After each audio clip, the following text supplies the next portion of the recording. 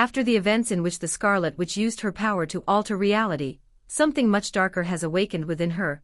A fragment of her consciousness has been corrupted by an ancient and destructive entity, the Crimson Paradox, a force that exists between the limits of all realities, wishing that all versions of reality collapse into one. This power not only threatens its own universe, but its reach crosses the barriers of the multiverse, affecting other worlds.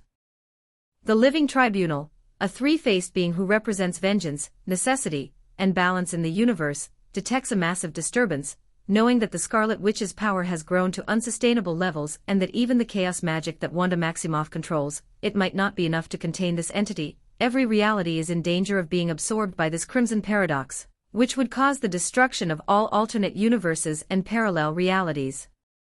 On the other hand, the Spectre, the arm of divine vengeance in the universe, also senses the imminent danger, even though the Spectre has the power to destroy universes.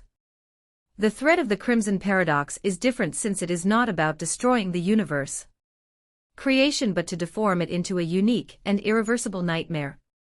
The Spectre, that normally acts only by divine command, understands that the nature of this threat exceeds even its own powers, since its abilities cannot affect the alternative multiverses. In a gap between universes, where the laws of physics and time are meaningless, the Living Court and the Wraith meet, floating above a vortex of chaotic energy that represents imminent collapse, both aware that if the Scarlet Witch does not is stopped, all creation could fall under the dominion of the Crimson Paradox. The Living Tribunal, with its resonant and manifold voice, turns its face towards the Spectre and says, "Spectrum, the balance has been broken. The Scarlet Witch has transcended the limits of her own universe, and her power, guided by chaos, threatens to absorb every timeline, every possible future and past." The Spectre, whose shape changes between a nebulous ghost and an imposing figure, responds, "Revenge cannot repair what is about to happen. We need agents who can manipulate the chaos, fight destiny, and confront the darkness she has unleashed. My powers are not enough in a fragmented reality like this." They both make the decision to summon two powerful entities that could confront Wanda on all levels of reality. Raven, Trigon's daughter, who has almost absolute control over emotions and dark magic. And Jean Grey, the avatar of the Phoenix Force, capable of destroying and recreating reality itself. In the confines of Azeroth, a world of spiritual peace and mystical energy, Raven meditates in silence. When she feels an intense cold that envelopes her soul, her power as a daughter of wheat makes her very aware of cosmic disturbances, but what she feels now is different from anything she has ever experienced. A flash of green and silver light appears in front of her, and the figure of the Spectrum materializes. "Raven, daughter of darkness, there is a shadow even greater than your father. If you do not act now, all realities, including your beloved Azeroth, will be consumed by the chaos of the Scarlet Witch." Raven opens her eyes, and her calm and serious tone responds, "My darkness is my ally but also my enemy.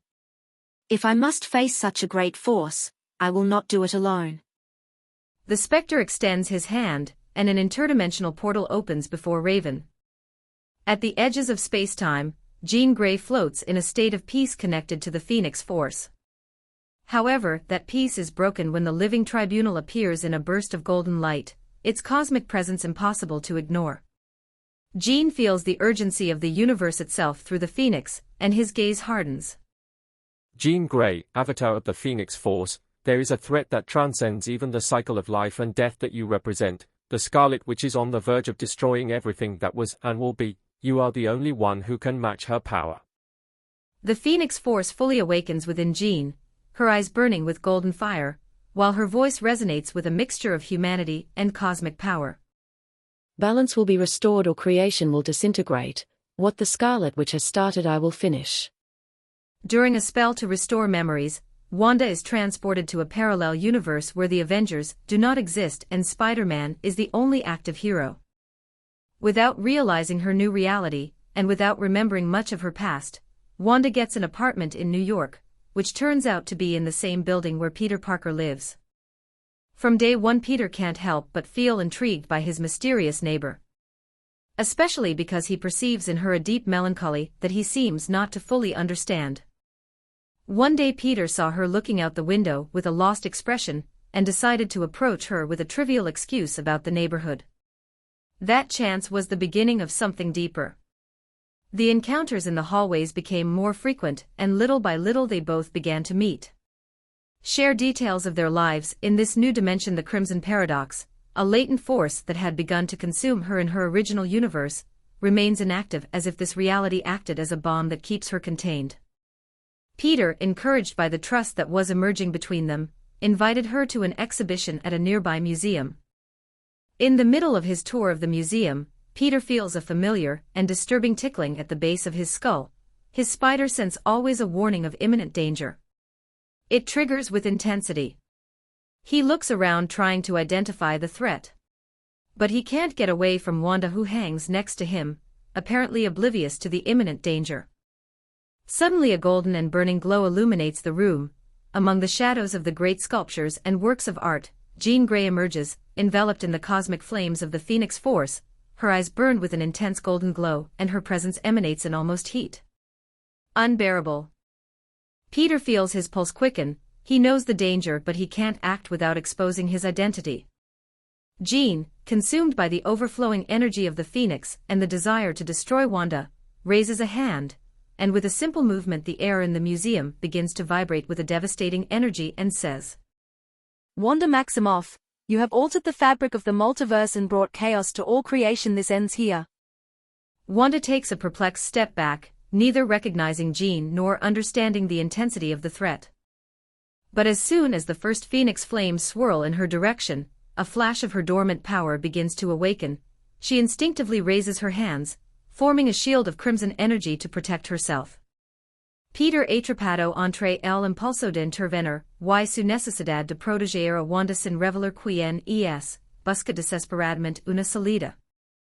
The battle breaks out in seconds. Jean launches an attack that twists space itself, but Wanda, remembering fragments of her ability, deflects the blow with a blast of chaos magic. Merry Christmas, Wanda and Jean wish you.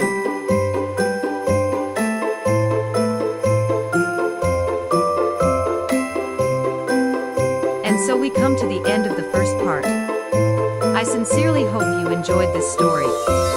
I would love to hear your opinion, so don't forget to leave your comments.